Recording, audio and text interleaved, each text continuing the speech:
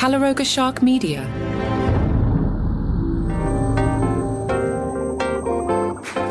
Hello, I'm Johnny Macc with your daily comedy news, a daily briefing on stand-up comedy, comedians, and the comedy industry. A sentence that the algorithms like me to say every single day for some reason, so I shall.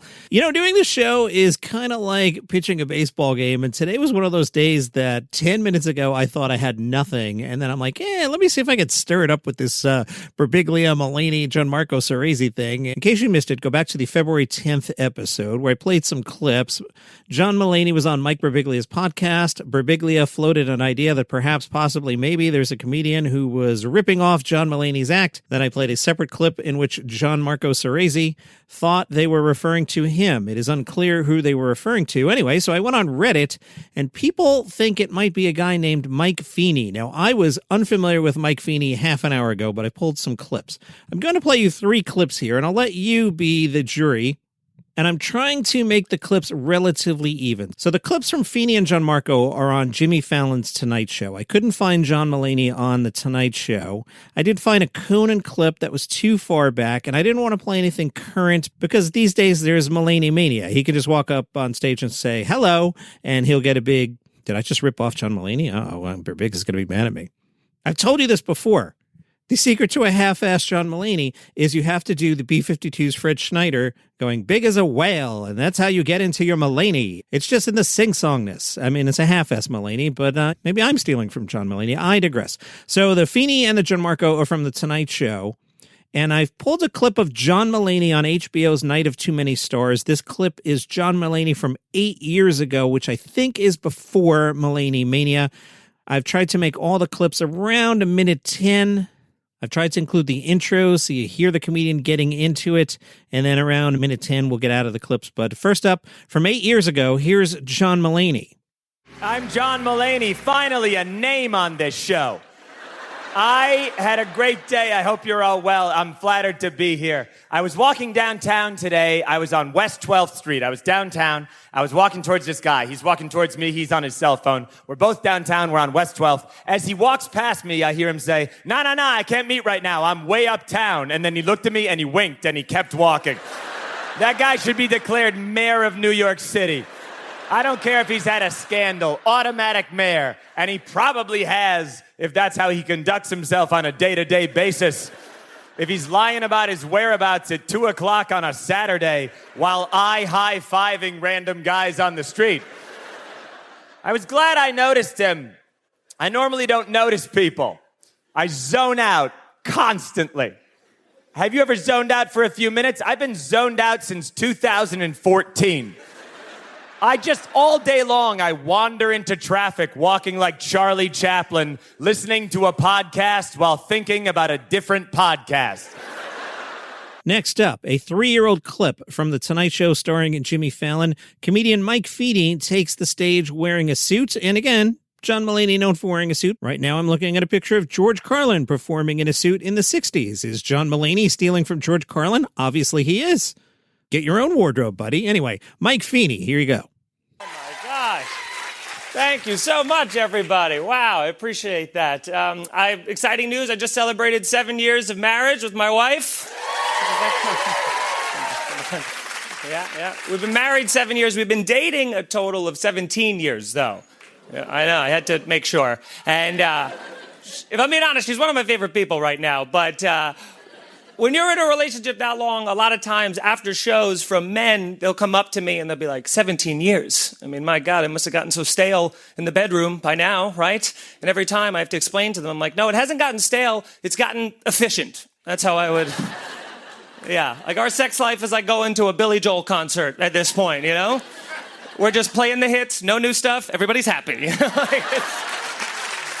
Yeah. And our third clip from 4 months ago, the 2026 Comedian of the Year, Gianmarco Soresi.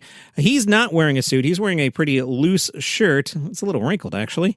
So it's a look. He didn't accidentally go on The Tonight Show in a wrinkled shirt. And he is much more animated than Mr. Mulaney and Mr. Feeney. Here is Gianmarco Soresi. Thank you. I appreciate it. Real quick, I'm going to talk a lot about my girlfriend tonight. And I just want to be careful because I think what happens with a lot of male comedians is they'll notice something about their girlfriend, and then when they're on stage, they act like that specific trait applies to the entire gender. So I just want to be clear, all the jokes tonight are about my girlfriend. Thank you. And I don't want to use her real name, so let's just call her Women. Women, hear me out, please. Please. Please. Women are Jewish, and mine is no exception to the rule. And it's fine, I'm also Jewish, although I was raised more culturally Jewish, which means I have all the anxiety of regular Judaism, but without the comfort of God. So I don't know. Who do Biggs and Mulaney mean? We're going to have to ask them. Mike Epps has issued an apology. Apparently, Mike Epps had made some comments about rapper Nicki Minaj after Nicki Minaj recently appeared with the President of the United States in a comedy routine. Mike Epps had suggested that Minaj had engaged in a group sex activity with the president and others. Epps joked that perhaps Nicki had done some favors in exchange for help with her U.S. citizenship. Fans of Nicki Minaj did not like that Mike Epps has posted on Instagram. Y'all know I'm Mr. Accountability. You know I say stuff and do stuff, and then I go to bed, wake up the next morning, having prayed on and thought about it. I just want to apologize to you, Nicki Minaj, for saying the stuff that I said. I want to apologize to your husband, your kids, all that for saying what I said. I'm a comedian. Sometimes I get on that stage, I have a little drink and I go wild. I'm non-filtered, not explaining myself, but I am Mr. Accountability. I love apologizing, something a lot of people don't know how to do. I just saw this one as I walked into the basement. I took one last look at comedy threads, and I see from the Daily Beast, Michael Che shut down a fan who suggested a sketch. The sketch suggested by the fan was about Epstein Island with actual children, and the fan thought that would be a hilarious idea for Saturday Night Live. Che apparently mocked the pitch in a series of now-deleted Instagram stories, even sharing a screenshot of his DMs with the fan. The Daily Beast says the fan had written to Michael Che, if SNL had any balls, they'd do an Epstein Island sketch like it was a joke, but just have it be reality and have Trump and Elon, etc., partying with actual children. Have Elon try and explain electric cars to a fifth grader over cocktails, etc. Che wrote back, that'd be funny to you. Pedo reenactments with actual kids? You think the audience would be laughing at that? I guess I just don't understand comedy audiences anymore. I get so much criticism that starts with, if you had any balls. No, we do. We just air on Channel 4. And this is really funny. I wonder if Ice-T gets messages like, show penetration on SVU, cowards. The Garden of Dreams Foundation and MSG Entertainment have announced Garden of Laughs coming to Radio City Music Hall on April 13th. Nice lineup here. Headliners include John Oliver, Andrew Schultz. The press should ask Andrew some questions if he's taking any questions. Ronny Chieng, Zarna Garg, Josh Johnson, and Eliza Schlesinger. You may recall Andrew and Zarna played the Riyadh Comedy Festival, so their career's doing quite well.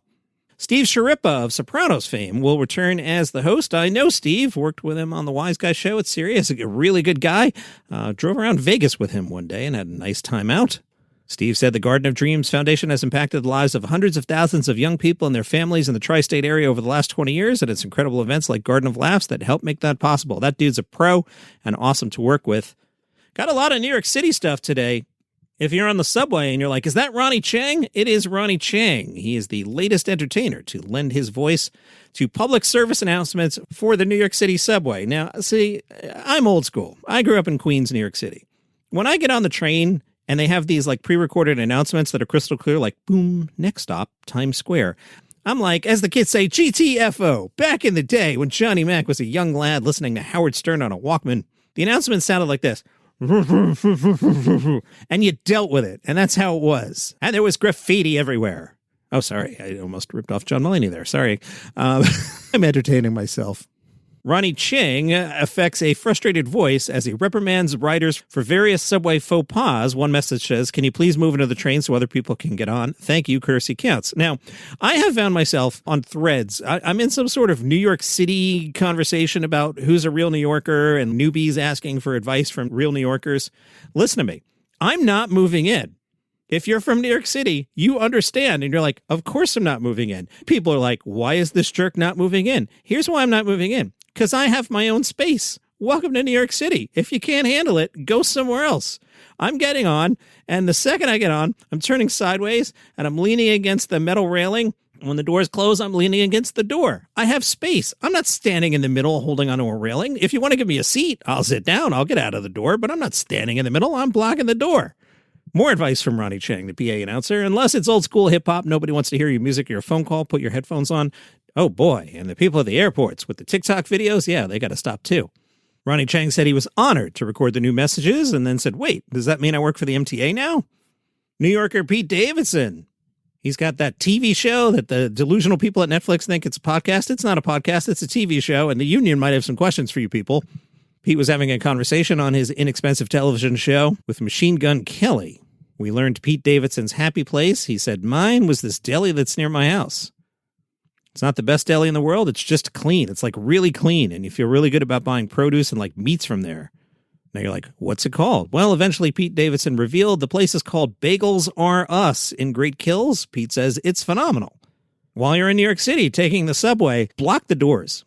It's everyone else's problem that they're trying to get on the train. They should have gotten on the stop before like I did. But if you're on the train and you're like, is that George Clooney? It's too fat to be George Clooney. No, it's not George Clooney. It's me, and I'm blocking the doors. And we're on our way to Williamsburg for the 6th Annual Awards for Excellence in Audio, a.k.a. the Ambies. They will be hosted by comedian Wyatt Cenac. Wyatt said, podcasting has become one of the most exciting places for ideas and storytelling. I'm looking forward to honoring the creators, keeping the energy up, and helping make the night feel as vibey and engaging as the podcast themselves. Plus, as a New Yorker, doing this in Brooklyn just makes it hit different. Kenan Thompson is going to be part of a new action comedy based on the podcast Unwanted. Unwanted centers on two degenerates who attempt to claim a $1 million reward by capturing an escaped convicted murderer, but that plan quickly unravels as they find themselves dangerously unprepared for the chaos that follows. Golf enthusiast Cat Williams is on the new episode of the PGA Tour Studios Mindful series. Cat Williams opens up on how the game of golf has impacted and shaped him in an overall sense. And congratulations to great dramatic actor Adam Sandler, who for some reason is in this press release called a comedy icon. Now, that must be a typo. The American Society of Composers, Authors, and Publishers, you know them as ASCAP, announced that songwriter, movie star, and comedy powerhouse Adam Sandler will be honored with the ASCAP Founders Award, recognizing his contributions to music and songwriting across comedy, film, and popular culture. Are we really doing that? Are you sure, ASCAP? Can't we give him an Oscar for Ray Kelly? Don't reward the silly songs. What are you doing? Sandler will accept the award at the 2026 ASCAP Experience. That'll be at the Skirball Cultural Center in Los Angeles today. The ASCAP chairman of the board and president Paul Williams said, Adam is a giant of comedy, and so many of his most hilarious on-screen moments are based in music and song. From Opera Man to the Hanukkah song to Grow Old With You, Adam's genius ability to seamlessly blend comedy and music helps us all appreciate the wonders and absurdities of life and love. ASCAP is honored to recognize Adam Sandler for his singular contributions to the comedy music canon. Previous recipients include Paul McCartney. Oh boy, this press release is going to kill me. From his famous SNL classics like the Thanksgiving song, Lunch Ladyland, and Red Hooded Sweatshirt, who can forget that one, to newer songs like his Chris Farley jam, and no Sandler skit is complete without a song to send the audience into fits of laughter. Adam Sandler has released 6 albums, 2 went double platinum, and Sandler has earned 3 Grammy nominations. We got to stop with this. Give the man an Oscar. You're rewarding the wrong part of this guy's career. Cut it out. Boy, this show's a lot better than it was an hour ago, I'll tell you that. This really came together. From Late Nighter, they pulled the ratings for the late night talk shows. Let's see, I'm reading this cold. Star Trek ruiner Stephen Colbert in first place, but January was down 5% from December. Now, hopefully that's because people realize that Stephen Colbert is part of the problem. He is one of the horrible, horrible people destroying Star Trek, and this is why I am aligned with the President of the United States, that Stephen Colbert's talk show must end. If you're going to do that to Star Trek, I'm going to come at you, Stephen Colbert, Tig Notaro, Jeannie Yashir, Patton Oswalt. 2.65 million total viewers is down 5% from December. Johnny Mac takes Star Trek very seriously. Jimmy Kimmel in second with 2.46, up 3%. And The Tonight Show starring Jimmy Fallon, third place, 1.22 million viewers. Wow, so he's got half of Kimmel's audience. Fallon was down 11%. Let's look at the young people, 18 to 49. Kimmel, an average of 231,000 viewers. So Kimmel had 2.46 overall. So if we subtract 231, that means of the viewers, 2.1 million of it, call it, or under 18 or over 50. Yikes. And I'm over 50. And I still say, yikes. Colbert, 225. Fallon, 156,000 viewers, down 22% month over month. Wow. At 12:30, Late Night with Seth Meyers, 968,000 viewers overall, down 2%. Guess people weren't watching Late Night in January, huh? 18 to 49's Seth Meyers has 126,000 viewers. That is within Frisbee range of this dopey podcast. And this one's a lot cheaper to produce. I'll put it this way. I'm a lot closer to Seth than Seth is to Colbert. Big shout out to friend of the show, Jason Zinnemann of the New York Times. He did a nice retweet for this program on his very popular Threads account. Seemed he was interested in the Birbiglia, Mulaney, Gianmarco discussion. Jason had posted on his Threads account, which is Zinnemann J. Comedy is middle school, even down to the secretive handwritten notes. Of course, so is everything else. That is true, my friend. Now, right before I hit record today, I wrote back to Jason. Some folks are saying Mike Feeney, who I was unfamiliar with. Will Noonan has chimed in and wrote, Feeney is a saint in this house. End of story. Just for Last Vancouver kicks off. Let's take a look at today's lineup. I really thought about going, but it's a little far. And the show I wanted to see, David Letterman, was on a Wednesday. If Letterman was on a weekend, I might have gone for it. But thanks to the Just for Last Vancouver people who gave us some great guests. We'll have Drew Lynch on this program on Sunday. And if you missed Ismail last Sunday, he was fantastic. If you're in Vancouver, say hi to Mike Chisholm from the Letterman podcast. You might see him standing on a street corner. He's going to be doing some field reporting for this program. Joe List is at the Rio Theater at 7. And then Joe List is at the Biltmore at 9. If you want to see Joe List back-to-back in different rooms, that's different. I don't think I've seen that in a comedy festival before.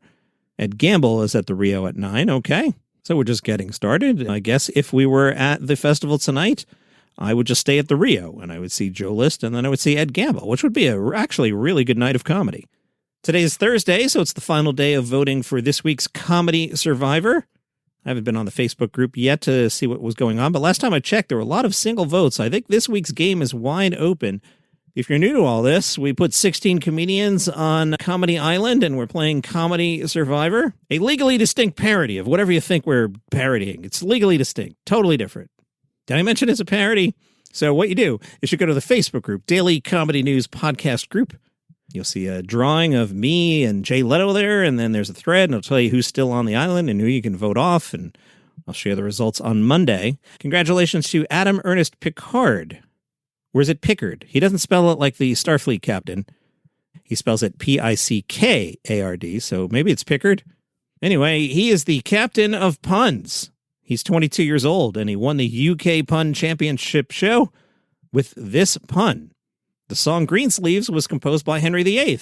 I'd play some of it here, but it's not royalty-free. Congratulations, Captain Pickard. And I'm going to leave you with this one. Sometimes the podcast just to amuse myself. I Google the word comedian, I see what comes up, and I learned that an ad agency has partnered with KFC Arabia to bring comedic chaos to the launch of the Korean barbecue twister. Apparently, they gave comedian Wonho Chung free rein over the creative messaging, recipe antics, and culturally aware storytelling. That's right, KFC Arabia has launched the Korean barbecue twister, and they want to know what happens when you give a bilingual comedian full creative control over your menu launch. The answer, chaos. Deliciously culturally aware chaos. And I have some audio for you. I've clipped it a little bit, but, let's let this run. Wondering how things between KFC and Wonho ended up like this? Let us explain. We made a Korean menu with everything drenched in barbecue sauce. Then we signed the only Korean guy on the planet who speaks Arabic. أحلى menu. Well, that logic didn't last long. From day one, Wonho started improvising. Showed up wearing this wig, which, by the way, isn't even Korean. 맛있어. KFC. He tried his own thing on design. أنا الكور الوحيد هون وأنا عارف عم بعمل. And even put his touches on the recipe. At some point, we completely lost him. قبل وانهو كنتاكي فرايد تشيكن. بعد وانهو صارت كوريان فرايد تشيكن. He named the podcast Wonho on Barbecue. Wow. Just wow. And then he went on to build the toy line. Man, we aren't the ones with toys. Suddenly, we found out about this Arab K-pop hit song. Who approved this, you might ask? Nobody, of course. And yeah, we kept going in circles and circles. What else could we do? It's Kentucky launching a Korean menu with an Arabic-speaking Korean. It just made sense. Fun stuff from Wanhu Chung there, who wants to rebrand KFC as Korean Fried Chicken. That is your comedy news for today. All right, if you got a thought about who's ripping who off, there's the Facebook group, Daily Comedy News Podcast Group. I didn't do a post for it, but one of you could start a post.